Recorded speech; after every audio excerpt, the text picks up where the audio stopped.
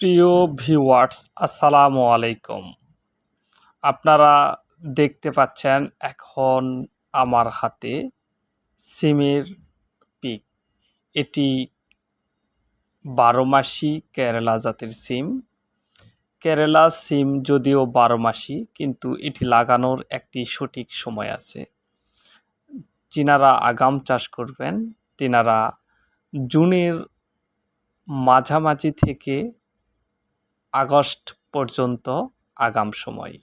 এছাড়াও নভেম্বর পর্যন্ত এই সিম লাগানো যায়।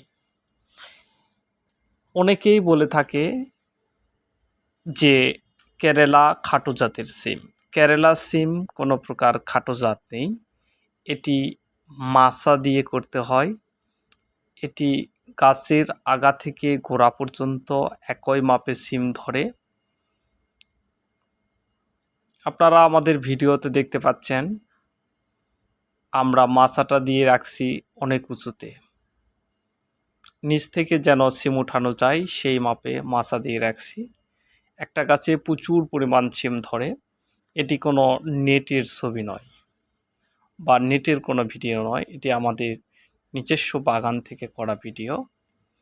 আপনারা দেখেন একটা গাছে প্রচুর পরিমাণ সিম ধরে। গড় আয়ুতে একটা গাছে ১৫ থেকে ২০ কেজি পর্যন্ত কেরালা সিম হয়ে থাকে। কেরালা একটি উন্নত মানের ইন্ডিয়ান জাতের সিম। এ সিমের বৈশিষ্ট্য গাছের গোড়া থেকে আগা পর্যন্ত সমানভাবে সিম ধরে থাকে। এ সিমের প্রতিটি গিটে গিটে থোকায় থোকায় সিম ধরে থাকে।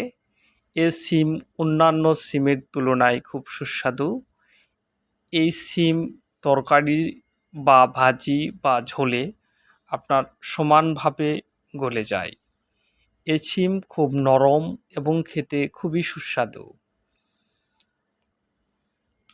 সিমটি বাণিজ্যিকভাবে চাষের জন্য খুবই ভালো। যিনারা বাণিজ্যিকভাবে আগাম চাষ করতে চান তিনারা জুনের মাঝামাঝি থেকেই লাগাতে শুরু করে দিবেন। অলরেডি জুন মাস পড়ে গেছে। আপনারা জুন মাসেই এটি লাগানোর, জুন জুলাই লাগানোর সঠিক সময় আগামদের জন্য।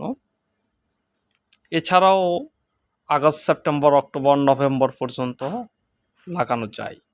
অনেকেই বলে থাকে এটি ১২ মাসি জাত, কিন্তু ১২ মাস ফলন দেয়। সেক্ষেত্রে লাগানোর একটা সঠিক সময় জুনের থেকে শুরু।